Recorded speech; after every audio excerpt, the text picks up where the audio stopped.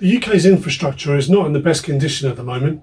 If you had a prolonged power cut, what could you do? Hi, this is Everyday Prepper. Welcome to the channel.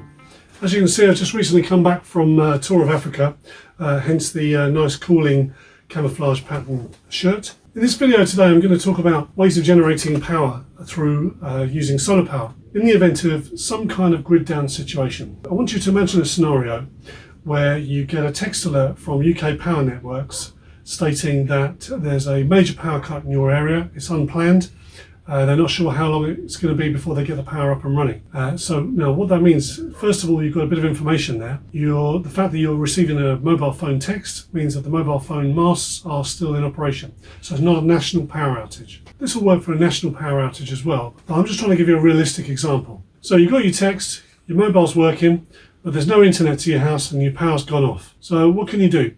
Well, what do you need to do? Well, first of all, you might want to keep your mobile phone charged. You might also want some lighting of an evening. Now, a very simple way of getting some lighting of an evening would be perhaps to use one of these. This is a solar powered light. I use it for camping. Works really well. I hope you can see the light on there. So you've got a solar panel on the top. I'm not sure how many watts that is, but you leave it out in sunlight all day and that'll be well charged for the whole evening. You can also charge it by USB down there as well. And it's also, because it's got a battery bank inside, or a lithium battery inside, you can actually power devices from the USB up here, although in practice that doesn't seem to work very well. It tends to cut out after a relatively short period of time. But what you do have is another torch on the bottom there, and the other beauty of this one is that it's also wind up. So in the event of you want to charge it up at night when there's no sun, you can charge it up using the wind up generator there as well. So handy little device that cost me about, I don't know, £12 to £14 on Amazon, I think, unbranded. I'll find it and I'll pop a link on the description. So that's one way of having lighting during the night. What else are you going to need? You're going to need to charge your phone. So what you could do is you could charge your phone from one of these, although that solar panel on there is really not going to give you a great deal of power. It's not going to last for very long. So what you might want to do is have a solar panel. Now this solar panel is 20 watts. 12 volt panel, and it's got all the electronics in it that brings it down to 5 volts on a USB output. So you've got a USB there which you can plug stuff into. So if I plug this fan in here, for instance, this fan is a 10 watt fan. Now we haven't got a lot of sunlight here. We're going to give it a go. Let's give it a bit of a kick. Come on. There you go. It's going. And a bit more in the light. So, because I'm inside, I'm in my conservatory and my actual solar panels are blocking a lot of the light. But if I was outside in the direct sunlight, because it's a very sunny day, this would be powering that fan up. And quite often I use this fan when I'm in my car. If I'm sitting with the engine off, I'll have this panel up on the dash and the fan blowing air into my face, save running the car and the aircon. And it works a treat. And you can get bigger ones of these with more outputs on as well. This just has one output. It's a 20 watt panel. Cost about 30 to 40 pounds. Again, I'll find it and I'll pop a link in the description. So that's one thing you could do. You could also charge up a power bank with this, and you could charge up a phone with this. One thing you can't do though is you can't charge it and discharge it at the same time. So you couldn't, because you've only got one output. But what you could do is you could charge up your battery bank during the day, and then you could charge up your phone using the battery bank during the night, and then charge the battery bank again the next day. The problem with that is, you can't leave it all plugged in. You have to keep swapping it over, because you can't have the battery bank charging whilst you're also charging your phone up. So the way we get around that is we have a slightly more bigger setup, solar power, slightly more complicated solar power setup. I'm going to demonstrate that now. So what we're going to use for that is a 12 volt battery. Hopefully the table won't collapse. These are quite heavy, it's about 20 kilos. So this is a 12 volt leisure battery. The difference between this and a car battery, it will work with a car battery, but just not as efficiently. Car battery is designed to kick out one big jolt of energy in one go to start your car, to turn over your engine. and then be charged up as you're driving around. These leisure batteries are designed to be discharged gradually, charged up gradually, discharged gradually over many cycles. So they're called deep cycle leisure batteries, and they're ideal for a solar panel setup or solar power setup. So what we've got here, we've got the positive over this side, the negative over this side. This is a 95 amp hour battery, and it's 12 volts. Now, using Ohm's law, which I'm going to try and keep as simple as possible, if you multiply the voltage by the current, you will get the power in watts. So assuming this is 100 amp hour rather than 95, just to make my calculations easier. So 12 volts times 100 amp hours is 1,200 watts. So in theory, this is 1,200 watts. It will run a device at 1,200 watts for 1 hour. But that's not entirely true, because these batteries, because they're lead acid batteries, you don't want to run them down to below 50% of their capacity, because you'll kill the battery and you'll make it, you'll reduce it. You won't kill it straight off, but you'll reduce its life quite considerably. So you want to be bringing it down to sort of no more than really 40% lower than a full battery, 40-50%. So let's go with 50%. So 1200 halved is 600. So 600 watts. This will run a device at 600 watts for about an hour, if you've got the right electronics attached to it. So you could divide that up. Now we've got a light here. See if this works. So you want some lighting. Stick that on the positive and now on the negative, and we've got a light. Now that's a 20 watt light, so 20s into 600, because remember this will run 600 watts for an hour. 20s into 600 goes 30, so that will run a 20 watt lamp or light like this for 30 hours. So if you imagine maybe 3 hours a night, what's that, 10 days? So 10 days worth of on and off lighting you've got, and you can run a few of these off of this battery. It would just reduce the overall time. If you had 2, you'd run them for 3 hours a night for 5 days. I'll put the calculations up on the screen, hopefully, just to try and keep it as simple as possible. So that's just giving you an example of what you can do direct from one of these batteries. You can do a lot more than you can with this kind of setup and these battery banks. I could even run the fan off of here. I could run another charging device. So for instance, we've got this cigarette lighter socket. So you have a cigarette lighter like you have in your car. Plug one of these in. It's got 2 USB power sockets, and then plug this onto the battery, just to show you. That on there, and that one over there. So you've got a little blue light there, so that will now power my fan, hopefully. There we are. And we've got the fan going as well, and we've got a light going. So you have various bits and pieces, and I can run that for hours and hours and hours just on one battery. Now, eventually, the battery is going to deplete in its capacity, and the storage is going to go down.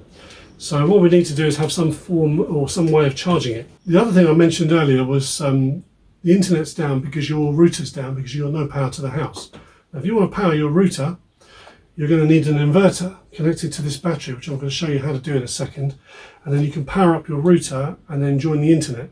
So in a grid down situation or a partial grid down situation, as long as there's internet and you can get some power down that router, it's quite possibly you will be able to connect to the internet and get your Wi-Fi up and everything else. If nothing else, I've got some security cameras around the house that are connected wirelessly to my router, and I've got an app on my phone. Now that app doesn't need an internet connection necessarily. If my outside internet connection is off, but I can still connect to my router, i.e. it's on, kicking out a Wi-Fi signal, I will be able to get the feed from my cameras. So even in a grid down situation, you don't need internet to run your cameras and your CCTV, so you've got some security there still up and running. So it's just a point I just wanted to make. So let's turn this light off now. Let's get the battery charged. And now the sun's gone in. Classic. So the way to charge this battery will be using a solar panel. Just a quick touch on this battery as well. There's other types of battery. You've got the LiFePO 4s, lithium ion batteries. They're much more efficient nowadays, but they are much more expensive. This battery cost me around £69, I think it was, £70. The equivalent lithium ion battery or LiFePO would cost about anything from £250 to £400 or more. So that's why I'm using lead acid for my systems at the moment. But the good thing about the LiFePO batteries is they're a hell of a lot lighter, and I think they weigh about 5 kilos rather than 20, and you can use the whole capacity. So you can drain them right the way down and then charge them up and then drain them right the way down. You can do that over many, many cycles. I think even more cycles than you can a lead acid battery. So they're a much better battery to have, but they just cost more as an initial outlay. So I'm using this because this is what I already had. So the solar panel, this is a 50 watt solar panel, and it's a monocrystalline solar panel. So it's 50 watts at 12 volts, and it has a positive out and a negative out, or vice versa. This one's from Renogy, but there's loads of different makes on there. This would actually cost you now probably about £60, something like that, because it's one of these flexible ones. It's not so flexible anymore because it's been sitting on my boat and it's warped a little bit. They're quite malleable, and they're pretty hardy, and obviously they're waterproof as well. One of the questions I have been asked before are solar panels waterproof? Yeah, absolutely they are. They're designed to be outside and be weathered. And then once they're up, as long as they're reasonably clean, you clean off the bird poo every now and again, they'll stay up there for 25 years. So that's why I prefer, there are other ways of charging a battery. You can use a generator, use a turbine, all that kind of stuff, but that's all got moving parts, and I prefer just putting the panel up, set and forget, and then you've got constant power coming in, as long as the sun is up. I say that because the sun doesn't have to be shining for you to get power. So the sun's gone behind a cloud now, but I'm still getting plenty of power coming through my solar panels on my conservatory roof, and hopefully we'll get a little bit of power coming through the conservatory now. So this is a monocrystalline panel. The two main types are monocrystalline and polycrystalline. Polycrystalline is slightly cheaper, and they're less pure silicon. Monocrystalline is one type of silicon. It's much more pure and it's much more efficient. So I think most of the market is now flooded with monocrystalline, just because they're just as easy to make these days, and they're pretty much the price is almost on a par with polycrystalline. So it's a no-brainer for me, especially in the UK with not as much sunlight as there is elsewhere in the world. I want to try and maximise the efficiency if I can, and the monocrystallines are the most efficient type of panel. So that's what we've got here. Now, with a 50 watt panel being at 12 volts, the current is going to be around sort of 4 amps, 3 to 4 amps. I could hook that directly up to my battery using the positive and negative terminals. If I did that, what's going to happen, and I saw this depicted a while back, where if you imagine you're pumping water into a balloon, and that balloon is at a certain pressure, and that balloon is just gradually getting bigger and bigger and bigger and bigger, and the elastic will eventually stretch until it bursts. And that's what will happen with your battery. If you just keep this connected to your battery and then walk away, you're going to eventually destroy your battery, because you're going to be pushing too much charge into there and it's not going to be able to cope. So you need something between the solar panel and the battery to control the amount of charge coming in. And for that we use a solar charge controller. So this is a charge controller. There's two main types of charge controller. With this one is a PWM, which is pulse width modulation. You also have MPPT chargers, which are maximum power point tracking chargers. And the difference between the two is, the main difference is one costs a lot more than the other. This cost me about £7 on Amazon, which is why I bought a job lot of them. And I've got one in a Faraday cage, just in case, in case of an EMP or a CME or something like that. And I can pull that out and hopefully it'll still work. The MPPT equivalent of this will probably cost you about £40. So this is a 20 amp charge controller, which means it'll handle 20 amps of current coming in from solar panels. So this will handle about probably 200 watts of solar panels coming in, maybe a little bit more actually, maybe even 300 watts. So it'll certainly more than enough it's more than enough to handle the 50 watt panel I've got here. So first of all, when you're the difference between the PWM and the MPPT, by the way, is, and I would always recommend MPPT in the UK because you're really going to get the most out of your panels. So how it works is the PWM, pulse width modulation, is the key is in the pulse. So what it will do is it will pulse energy from your solar panel into your battery until your battery is full, and then when it's full, it'll just do gradual pulses every now and again to keep it topped up. It's called a float charge. An MPPT charger will has the capability to actually convert voltage from your solar panel to maximize the voltage and the current as best to charge your battery in the best way possible. So as an example, your battery, a fully charged battery, would be about 12.9 volts. So although it's a 12 volt system, it's about 12.9 volts it kicks out.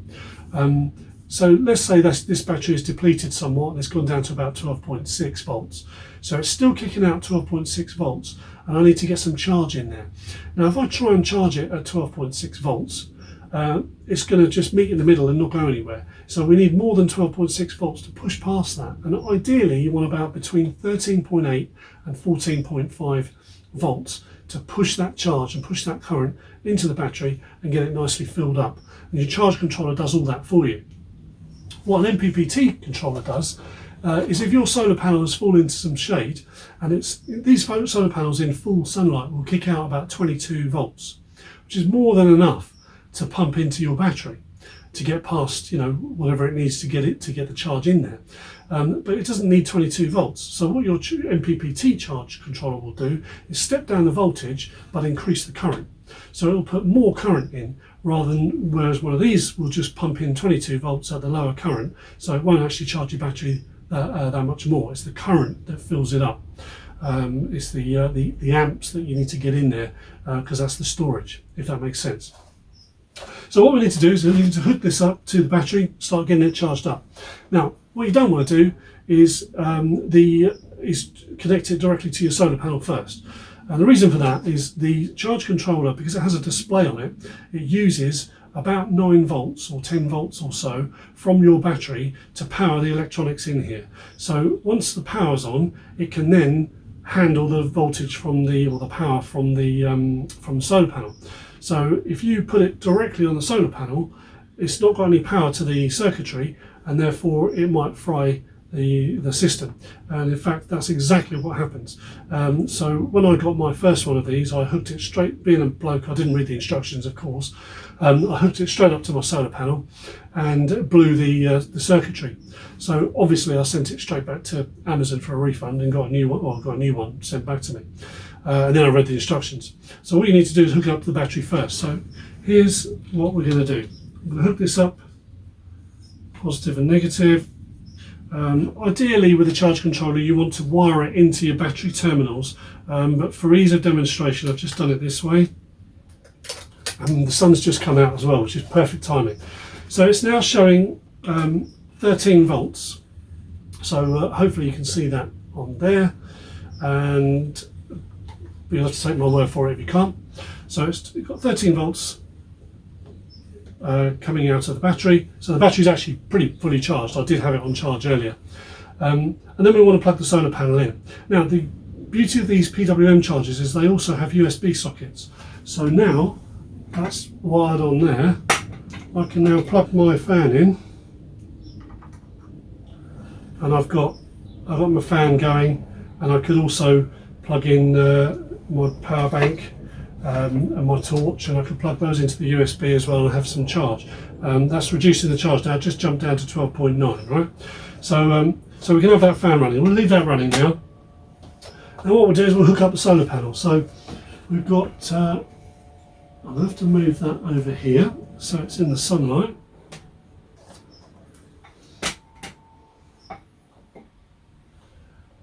Okay. Right. Now these cables I've colour coded, red for positive and black for neutral or negative.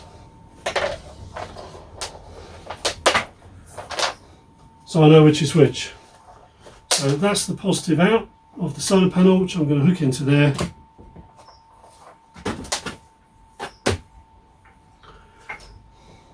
I've got my little electrical screwdriver, and I'm going to put the positive into the positive of the solar panel icon. There's a little icon on there to show you where to put it. So that's going in there.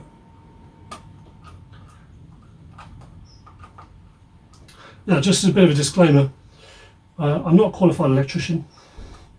I learned all this as self-taught through gradually building up solar power systems around my home. So if you are not really sure about what you're doing, you can do a lot less damage with 12 volts.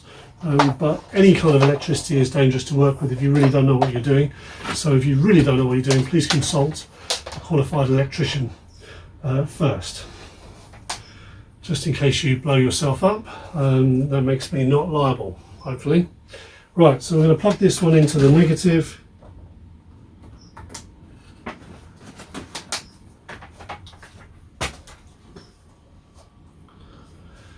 As you can see here, so I'm not touching both at the same time, but I can touch the positive, the raw positive there, and I can touch the negative there. I can touch this one. I wouldn't touch them both at the same time because I'll probably get a bit of a burn. But 12 volts, you know, you wouldn't be able to do that with an AC plug socket in your house. Whereas 12 volts a lot easier to work with, which is why I love it. So now we're going to pop the negative into the charge controller. The final check I was doing there was making sure the charge controller is properly connected to the battery and is all up and running, because I don't want to put the solar panel onto it without it being on the battery first. There we go. Right, so that's all tightened up. So now we've got, let's take that fan off. Fan's still running, obviously. We'll get everything running in a minute. So you've got a little solar panel icon there. I don't know if you can see that on camera, showing that there's power coming into the battery. The battery's pretty much full anyway, but just for demonstration purposes, that shows you that that's now working, right? So let's have a look. So we've got my fan going. We can get my light going. Let's get the light.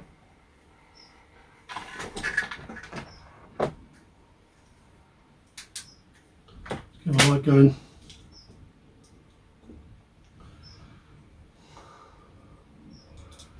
There we go. Lights on. What else? We can have this one on. It's a bit messy. So normally you'd have some kind of bus with lots of points on, with one wire coming out from the battery for each. And then you'd have a positive bus and a negative bus. Then you can attach lots of things, positive and lots of the negatives onto those, if that makes sense. I'll probably do another demonstration of my actual setup where I've got it a bit more organised. But so let's hook this one up. So I've got a light there for USB power. So we get a USB cable. Pop that in there.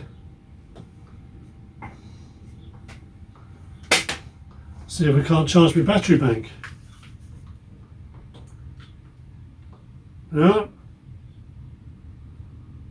Flashing light on the battery bank. Can we see that? Flashing light on there means we're charging. So that's drawing 20 watts on there, 10 watts on here. Not sure how, that'll be 5 watt, 10 watts on there because that's USB. So we've got 10, 20, 40 watts. 40 watts coming off the battery now, and 50 watt panel going in. Now I can guarantee you there's not 50 watts coming in because we're not in direct sunlight, but if we were, that'd be around 40 to 50 watts. So if you're going to be running more than this kind of setup, you want a bigger panel. What I did to build my system is I had one 100 watt panel for one battery, which was about 100 amp hours. And then I extended on from there. So I gradually put another battery in, and then I put another panel in, I put another battery in. So I've matched the amounts of batteries to the panels pretty much. And that's worked a treat for me. I've been doing this for about 5-6 years now. I've only had one battery die on me, and the rest of it, I've got systems all around the house and they work. I tried to do a 12-volt lighting system around the house because lighting is so, if you have a small lamp of some sort, they don't always run off the mains. Quite often, most electric devices run off DC anyway. So what you're doing is when you're plugging them into the mains, quite often down the cable, you'll have a convert transformer, which transforms it to from AC to DC, and then out to your device. So what you don't want to be doing is running an inverter to get AC power to plug in your laptop. You're better off just getting an adapter and coming straight off your battery, if you can do that. Sometimes you can't because your laptops sometimes run at 18 volts, but you get the picture. Especially with 12-volt lighting, run it directly off the battery. It's so much easier. Otherwise, you're stepping up and stepping down, and you're going to lose a lot. If you're in a long-term grid power down situation, then you want to preserve every bit of energy you've got. So I think we've covered pretty much everything there. So that's depleted my battery a bit. So I'm going to turn all these devices off. Turn all those off. And let that charge up a little bit. I'll get the panel out in the window, and then that'll work absolutely fine. I remember which bits to unplug now. There we go. So hopefully that's been useful. There was one other thing that I needed to point out, that in a grid down situation, if everything suddenly went off, or you woke up in the morning and there was like nothing, no internet, your router's off, inverter I was going to show you. Your router's off, your mobile's not working, nothing's working at all. And I had a couple of people ask me, what would we do? Now, comms wise, a simple FM radio, tune into BBC Radio 4, which is something like 93.2 up to 103.6 megahertz. So if you find that on the dial somewhere, I think locally to me it's about 94.4 megahertz. But tune into Radio 4 because that's the channel, the default channel that the government use to put out announcements in the event of major catastrophes or disasters or grid down or something like that. That's what they would broadcast on, and they have lots and lots of backup for that particular frequency so that they can broadcast out. So you'd always have an FM radio, and those little Bofengs are great. Those little Bofeng two-way radios, although you need a license to use them, you don't need a license to use the FM radio on them, and they're great because you can charge them with USB and tune straight into the FM radio, BBC Radio 4, in the event of a grid down. Just quickly show you the inverter. So this is a 300 watt, all the wires have fallen off, so 300 watt inverter. But basically what you do is you put your positive on the positive, negative on the negative, and you've got a plug socket there, UK plug socket. You just turn it on. This one's even got a USB on it. It's a 300 watt, this one. So remember I said this battery on its own would run 600 watts for 1 hour. So at 300 watts, you wouldn't really run 300 watts, it'd be about 200 watts. So 200 watts for maybe 3 hours you could run before the battery's dead. So you're going to need to charge it up. A 50 watt panel is not going to charge it up enough if you've drawn it down that quickly. So you're going to need to, I'll do another video on sizing your own setup for what you need. You know, if you want to run a fridge, I'll show you how to size it. If you want to run a freezer, what do you call it? A drop freezer, chest freezer, there you go. If you want to run a chest freezer, they're much lower wattage because they just kind of ping on and off every now and again. You can run that with one of these inverters quite easily, but you'll need to size your system accordingly so that you've got a 24-hour capability for that fridge. But that's how inverters work. I try to avoid the inverter, but you can use it for, you wouldn't really want to use it for a kettle, not this anyway. You can get much bigger inverters. I've got a 1500 watt in my utility room, and that runs Hoover, and that'll run a computer, but not for very long because I haven't got the setup to do that. But that's how they work. But they converting DC to AC, and then quite often if you're using this to charge electronics, then you're going from AC back to DC. So very, very inefficient. So try and stick with 12 volt if you can. But this is just an idea as to how you can run things from your as if you were running it from your normal household mains. And so there you go. So the reason I would use an off-grid system like this, and this is not grid tied. You know, when you see all these houses with solar panels all up on the roofs and they're grid tied, so they feed back to the grid and then they get a discount off of their energy bill. During a power cut, a major, like a transformer problem or whatever type of power cut, those systems will not give you power unless they've got a battery backup, and I'm not even sure that it would work with that. I'm not a qualified MCE solar panel fitter, but my understanding is that any grid-tied system, because it feeds back to the grid, so you've got two-way energy, they would shut off your inverter so there's nothing feeding back to the grid. So therefore, if it's not feeding back to the grid, it's not feeding back to your inverter either. So you'd have no power. And the reason for that is for safety, because if they're working on lines to try and get it all back up and running again, what they don't want is all these households feeding it all back. So it just shuts the whole thing down. That's my understanding anyway. So I always try and stay off-grid with a battery backup. Much better way of doing it. So hope that's been useful. If you haven't come across the channel before, my name is Steve, and I make videos about preparedness in the UK from a UK perspective, specifically about comms and solar panels and that kind of stuff, as well as other prepping ideas. So if you are interested in that kind of thing, especially from a UK perspective, then please subscribe to the channel. So of course, we're talking about a partial grid down situation for a very temporary period. Now, I am aware that if we had a complete national power outage, there would be a lot of other things to be concerned about. First of all, eventually your water would stop pumping. Once the water stations had run out of fuel for their generators, there'd be no fresh water coming through your taps. You'd also have a sewage backup and the risk of disease, that kind of thing. And you'd also have things like marauders, looting, murder, that kind of stuff. So of course there's going to be other things to worry about, but I'm talking about a partial blackout for now. There are much worse things to worry about in a full national power outage, but hopefully this is giving you an idea as to how to set things up. So I hope you found it interesting, and I look forward to seeing you on the next video. In the meantime, thanks for watching and stay prepared.